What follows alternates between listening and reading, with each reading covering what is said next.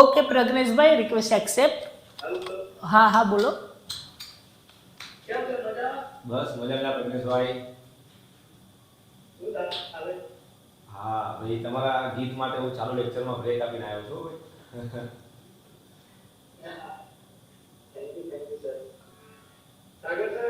જી